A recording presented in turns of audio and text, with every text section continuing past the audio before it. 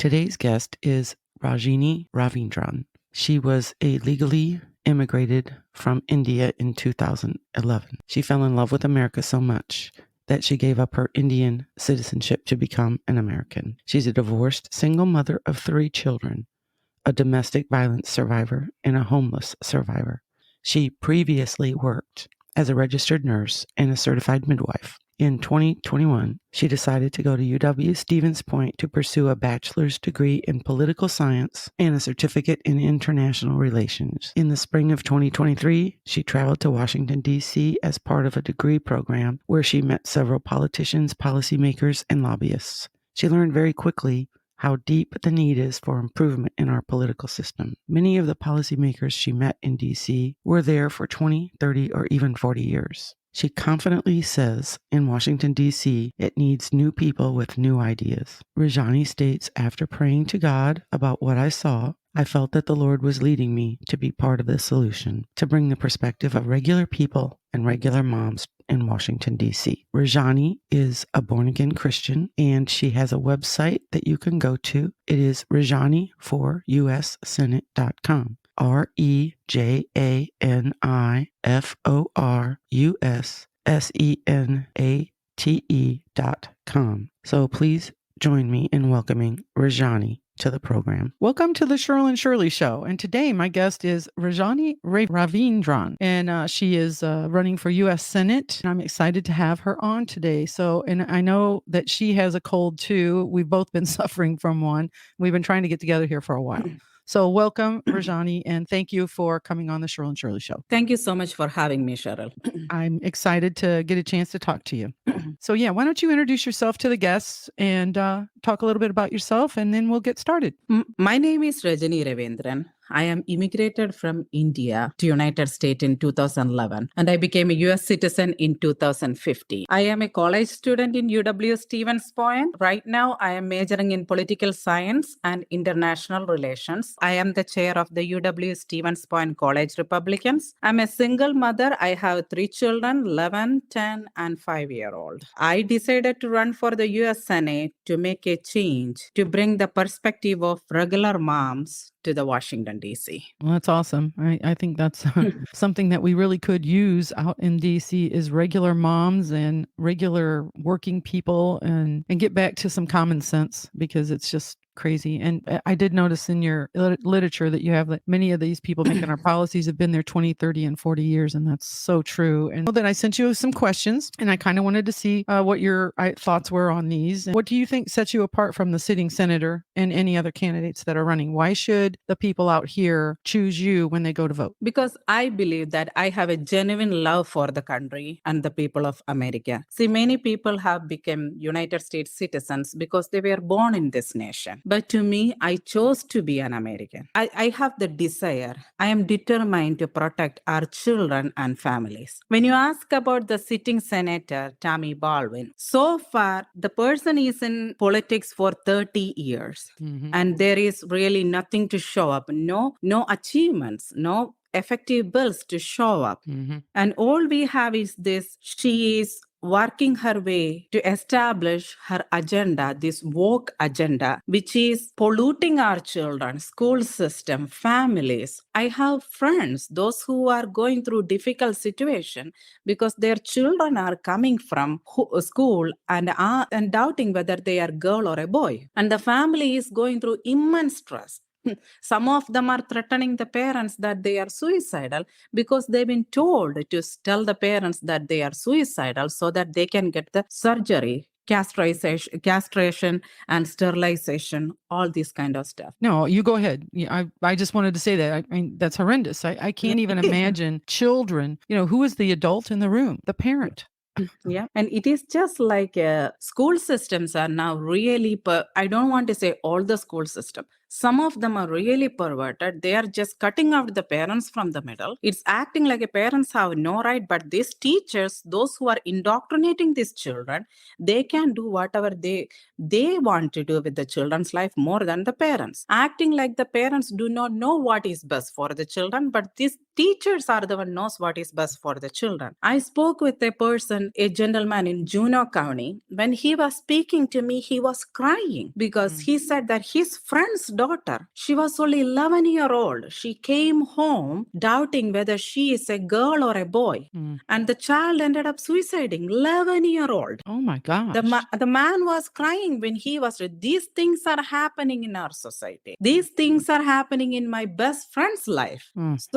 So these are the things we need to understand, that Tammy Baldwin is not advocating for the best interest of the children or the families. She has chosen a lifestyle. That is her business. We have nothing to do with that. Her choice, she has to live. But the problem is that when they try to establish that agenda in our lives and in our children's life, forcing us to accept that way of life, there is the problem comes. So at some point we have to put our foot down and say no. And this is the time for that. I read the latest, Wisconsin right now had an article a couple days before that was talking about how Tammy Baldwin was advocating for castration and sterilization surgeries of children. This is nothing but sexual mutilation. These children, they do not have the capacity to understand what they are doing. These children are not mature enough in their brain to make a solid decision for their life. What I am saying that at least leave our children alone until they get 18 when they can decide. See, like always I say, you cannot even get a beer until you are 21, but you can get a gender transfer surgery when you are 10, 11 and 12. What in the world we are living in? What is going on here? Because there is no point of return. If someone has a beer before 18, they can still quit. But if a child get a gender transition surgery or the castration or sterilization, their life is gone. It is no point of return. Most of them ended up in suicidal attempt or end their life. So these are the things. These social issues are very important for me because I'm a mother. I'm a mother. I care about my children and I care about others' children. I care about the families. That is what separates me from the current Senator Tammy Baldwin. I totally agree with everything you pretty much said. I sit here and I think to myself, what has happened to us? It just seems that we have no common sense anymore. There's no common sense because it does not make sense to me that an 11-year-old little girl would come home and say she's a boy and think she's a boy, and everybody at school goes along with that, tries to kill herself or kills herself. I just find it so hard to believe that that's what's happening to our children right now. And it is such a mixed up area, and COVID didn't help. That's another whole story. Yes, it is. We'll talk about that maybe the next time. How about if you name me, obviously this is one of your hot issues, the gender information and what's going on out there issue. So you asked 2 questions, I think. You asked, I did. Yeah. And what separates you from the other candidates that are running? So it's just like, see, one thing I think separates me is I'm a critical thinker. And because of the background where I am coming from as a domestic violence survivor and a single mom and being a student, I have the ability to handle high stress environment and I can fulfill the difficult task in an efficient manner. That is one thing. I believe that life experience is very important. Life experience matters because the people with a solid life experience are capable to make solid decisions. My life experience is just like I can fit into any shoes. Almost any shoes I can fit into. I immigrated from India, a third world country, and I can clearly see where this country is heading to. I will be able to make the change, support a bill, or with whatever authority I have, I will be able to use it because I already know where I came from and where this country is heading to. So in that way, I can be very effective. I was raised in India. I was raised in my aunt's family farm. We had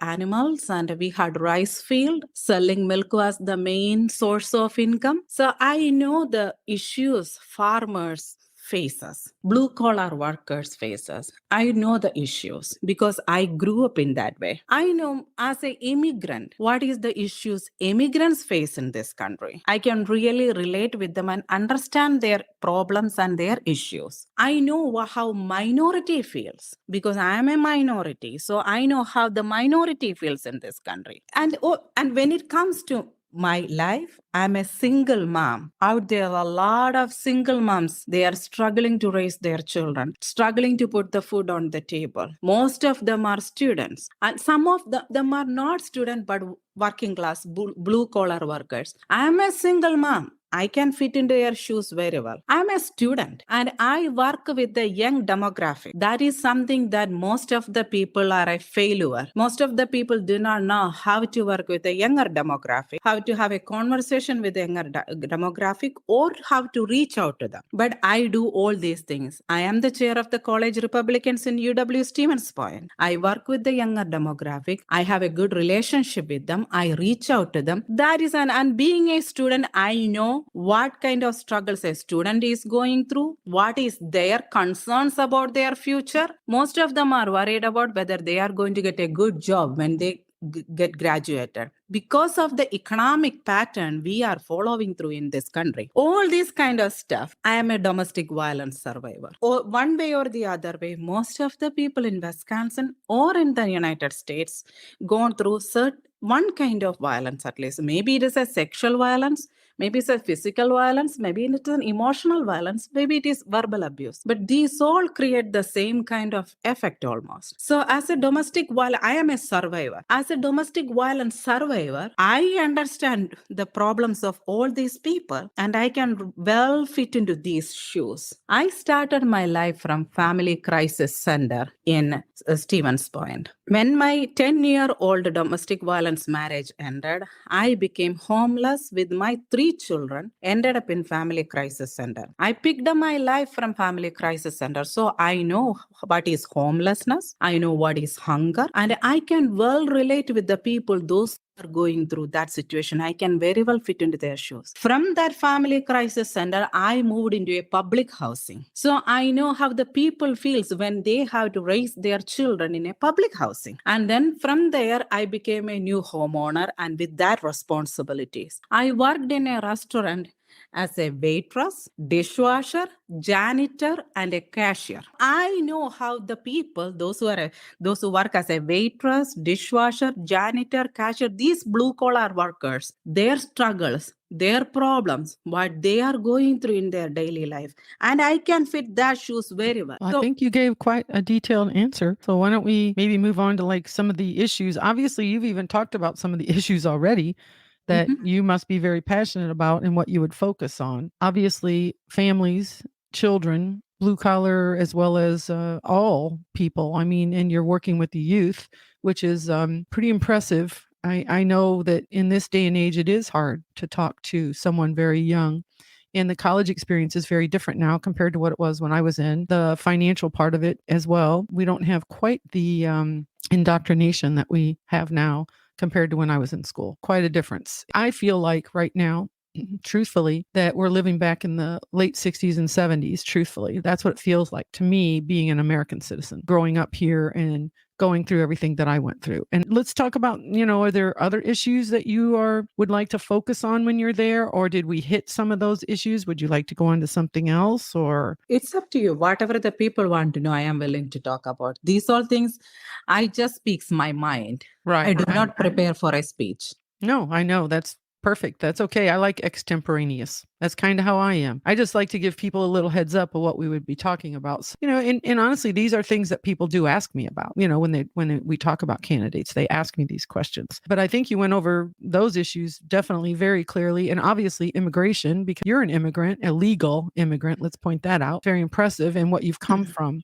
I mean, you have a huge background in quite the bio. Why don't we go on about the wars? You have such a different insight by being from a different country and coming here as a legal immigrant. So I kind of wonder how you are about the wars. Do you support Ukraine? And let's separate them, Ukraine and Israel, because they are very different. What do you think about Ukraine first? How about if we do that and then we can go to Israel? I do not support any more funding for the Ukraine war. We have given already 75 billion taxpayer dollars to Ukraine already with the humanitarian crisis, financial support, and military support we have given. It is almost just now, it is like we are funding an overseas war. It's been going quite a long time. Honestly, with the current administration, at least I cannot get into the truth of the fact. Thinking about Hunter Biden's laptop and Hunter Biden having this $5 million coming from some electric company from Ukraine, all this kind of thing is not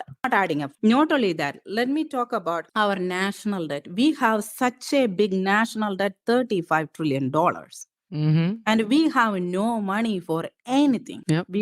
We are talking about, some people are talking about, okay, we'll raise the taxes. Okay, where are the people are going to go? How they are going to live? The taxes is already pretty high we are taxing. It is not like we do not have a tax income. We have a good tax income, but we are not using the taxes in an efficient manner. The problem is spending. We have to cut down the spending, and we have done enough for the Ukraine there. If we can stop funding that war, I believe that they will come to the table, both sides, and they will find a solution to end the war in an effective manner. Because we are funding it, that is the reason it is an ongoing war.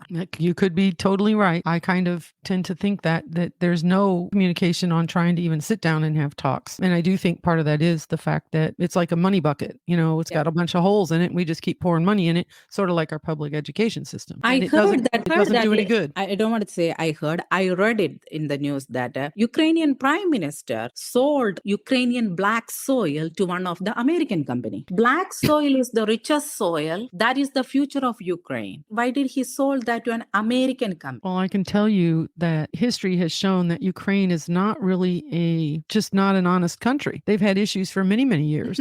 We've been dealing with that and, pouring money in there, and who knows where that money has gone because there's no accountability. I think that's part of why now people are starting to say, I'm not really supporting this anymore. I mean, we're seeing that with politicians as well as regular American citizens. We're like, we can't help our people on the streets. We can't help our own homeless. But yet we're going to do this, plus bring people in from the southern border. And now I understand they're shipping them up to Canada, and they're coming through the northern border too. So there's issues everywhere. Let's talk about Israel then a little bit, because what happened there was atrocious and shocking to the whole world. But it seems like our college campuses are not, and a lot of media. And it just seems so strange to me that we would total racism. I'm sorry, but it's racism to me. Eliminating a Jewish population is unbelievable. And what they did was totally horrendous. Kind of wondered what you think about Israel. And, Israel hasn't really asked for a whole lot of help. And what we do with them is not the same as what we've done with Ukraine. My opinion. The thing is that Israel is the only democratic nation in the Middle East. And Israel is our ally since the beginning. Mm-hmm. It is just like is how terrorists, I don't want to characterize anyone, but the terrorists will call that Israel is a Satan and America is the big Satan. Because of our friendship and our pride to each other. Talking about the war in Israel, before that we have to mention about how that crisis situation originated in Israel. It is because of the unwise management of current administration. Biden administration. They gave $6 billion. Again, it is US taxpayer dollars, $6 billion to Iran. For that. What kind of deal that anyway? It is fooling the people. It does not make any sense. The current administration, either they are doing it knowingly, otherwise they are lacking common sense. They send that $6 billion to Iran. right away, Iran funded Hamas and gave them permission to attack Israel. So basically, who is the source of problem here? We. America is the source of, if that $6 billion would have spent in the country for the betterment of our own people, this situation will not have existed now. Creating chaos in the other part of the world would not have happened. The thing is, this is a two different scenario and a two different situation. What happening in Israel is a humanitarian crisis right now, and we have to support that. I am all for Israel. I support Israel. Another thing we have to understand that Israel is not the only one fighting against terrorism. We do too. Mm-hmm. If we won't help Israel to fight against terrorism right now, they are going to come here too. Once they try to do with Israel, they are going to come here too. So what they did before. It's exactly what they did that's before. what I was going to tell you. Yeah. We should not forget about 9/11. We should not. Well, it seems like we've forgotten about the Holocaust. I mean, Everything that's what I see people have forgotten, and history does usually repeat itself. That's what I think is so tragic right now, that we're witnessing something that I don't want to see again. I just don't. That is another thing, Cheryl. That is there the education matters. What did Hitler say? Give me the textbooks and I will control the nation. Yeah. Young children, young generation are the future of a nation. Why do you think this woke agenda is there, castrating the children, sexually mutilating the children, wrecking their body permanently? Why? Because America will be destroyed within. We will not have a generation to rise up and defend the country. Why do you think the Federal Department of Education is sending these gay, lesbian, all these woke agenda books to the school system? Because to cripple the children mentally, incapacitate them mentally and physically. That is what this agenda is going through the school books. It's spreading everywhere. They are controlling the minds of the children through these books. It is so evil. What is happening is so sad. That is the reason I mentioned at some point we have to say enough is enough. We need to put our foot down. I do feel like that. I do feel like the tide is turning. I feel that way. Yes, the tide will turn if each one of us can stand up. Right. The courage is contagious. Yes. We have to understand that. I can tell you right now, I will not use any of the information, whatever pronouns, any of it. If you are a man dressed as a woman, you're still a man. Yes. If you want to dress like a woman, be my guest, I guess, because the world has come to that. It's odd. I think there could be some issues there, maybe mentally. I'm not saying everyone. I'm not saying that there's not one person out there that has gender dysphoria, because I believe it is something. But I also know that we can't keep letting this happen where a man can walk into the same restroom that I'm in, dressed like a woman. I don't care what he's dressed like. I don't want him in there with me. No offense. That's how I feel. And I don't want, if I had a daughter or granddaughter, which I don't have right now, I have one son, I have a daughter-in-law. I don't want her in a restroom somewhere and some man walks in dressed like a woman or partly dressed like a woman or whatever, and then something happens. We do not know what's going on in people's heads anymore. This stuff is nonsense and it has to stop. And with our elected officials supporting it, I mean, on the media everywhere, they support it, many of them. And I'm not saying Republican, I'm not saying Democrat. I'm just saying there are some people out there that support this. And it is atrocious to normal citizens. If you look at polling that's been done, there's like 80% of us that think it's a little bit odd and we don't like it. All of a sudden we have this like fad. When I was growing up, we had a fad of go-go boots and mini skirts. Now the fad is, let me wear a binder to school and act like I'm a boy, or dress like a girl when you're a boy. And nobody does anything about it. Our area where I live right now, there is a young man that comes to school dressed as a cat. He meows, he walks on all fours, he licks his hands, his paws, whatever. And they allow it to happen and they say it's not disruptive. Well, I'm telling you, that is disruptive. And it's in the public education system. When you can't even get that to stop, you experiment when you're in that age. I mean, from middle school on, it's kind of, you're growing, you're questioning, changing, your body changes. To destroy it, to do things to it is just horrible. And to allow it to happen, if it's made where school does not even have to tell a parent, that's totally unacceptable. Unacceptable. The parents are the parents. I'm sorry. And some of these parents go right along with it thinking that it's like, just a fad. I guess like smoking dope was just a fad, things like that. This is, of course, me saying it. I wanted to make sure that we talked a little bit about this too, because this was something that really really opened my eyes. Refugees that are going to be resettled in the Eau Claire, Wisconsin area. And people are a little bit in an uproar about that. And they're from Somalia, because what happens is if there's 75 initial, then they get to bring 4 of their or 5 of their family members eventually. And the next thing you know, you have a settlement of 300 to 500 that do not want to assimilate into our country. There are people that are really disturbed by this. And actually, it's a Christian group that did it. It's a World Relief Wisconsin. They did it without conferring with elected officials. And this could affect up to like a 100-mile radius around Eau Claire. And I fall in that, as well as many other areas. My problem with that, and why I'm questioning, is how you feel about that and all. Number one, I don't want to be like, slammed as some kind of a crazy racist, because I'm not. It's just that if you want to come to our country like you yourself, you have become an American citizen. If you want to come and assimilate and become American, do that. You're welcome. And get a job and, pay your taxes just like we do. This where we get these refugees just brought in from another country, and it's a culture shock. It has to be. And then I've seen what it's done in Minnesota. I mean, that's where Ilhan Omar comes from, is a Somalia, refugee area. We see what she is like. I don't really want that in Wisconsin. Are they trying to turn Wisconsin into Minnesota? I'm not sure. But I want to make sure that anyone that is elected stands up for the American citizens' rights. To me, it is like a taxation without representation, because they are using the federal money to bring these refugees to here. People should have a say in it, because people are paying the tax. At least their representatives should be informed, should have a meeting. It has to be a well-informed thing. Just like again you said, I do not know whether you know about it. Somalia, one of the big Christian persecution happened in Somalia, and a lot of Christians were slaughtered there. Are you familiar about that? I'm not super familiar over that, no, but I have heard that.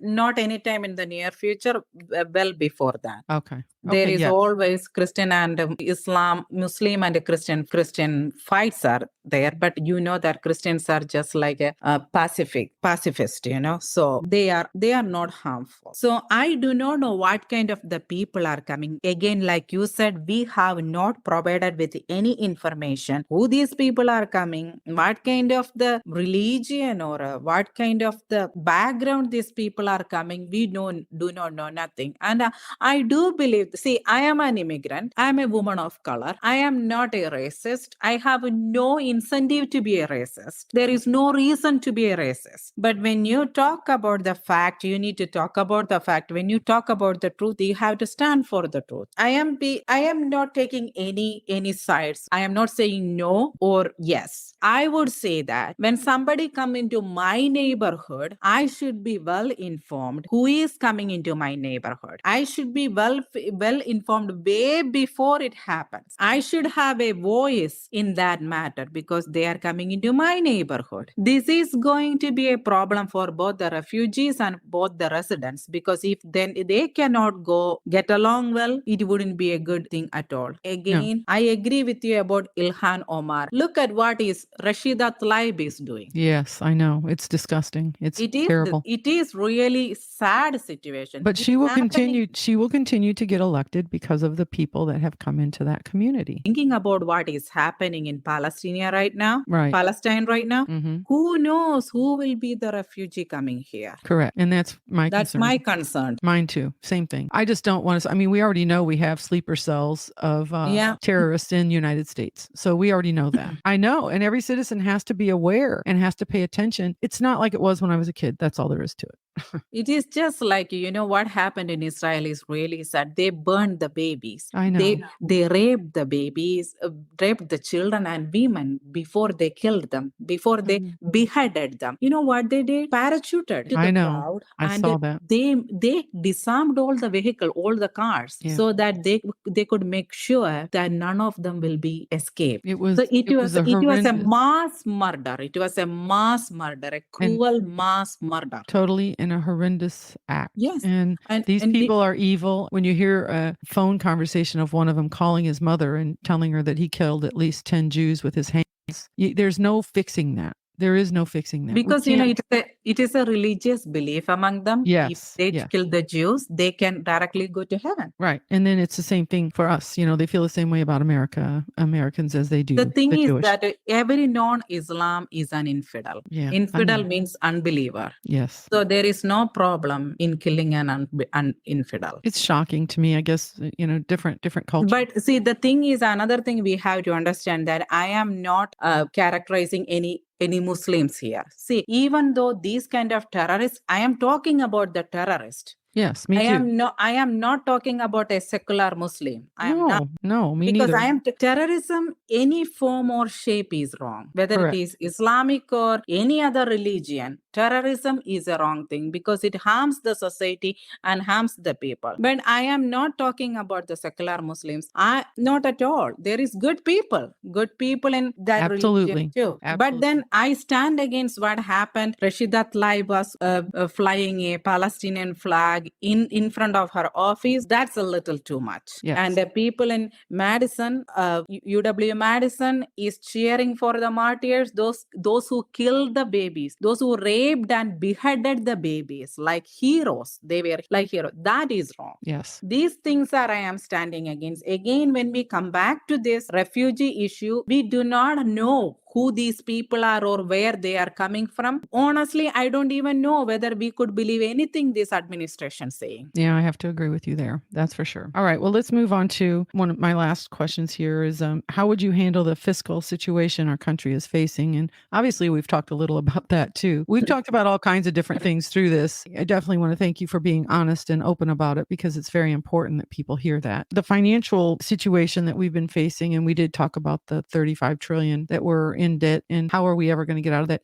It's sort of like, when I have my checkbook at home and I've spent everything that I can spend, paid my bills, and then it's sort of like, okay, can't spend anymore, Cheryl. When is that ever going to happen to our government? It just seems like they keep on piling more and more and more. The citizens, it's on their backs and their children and our grandchildren. And I don't even have grandchildren yet. And I still think about that. What would you do, or what are your thoughts on how we can get that under control? First, I will close and secure the border so we can stop the illegal immigration. We do not have money for our own people. We don't want so many more people coming in and taking the resources. So that is one thing. And then I will stop funding overseas war. Just like again I said, 75 billion only gone to Ukraine. That could have been used here. I'll stop funding the overseas war. The main thing is we have to bring the manufacturing job back to America. Right now, our economy is very bad. Stock market is kind of crashing here. We have people, so many people are still in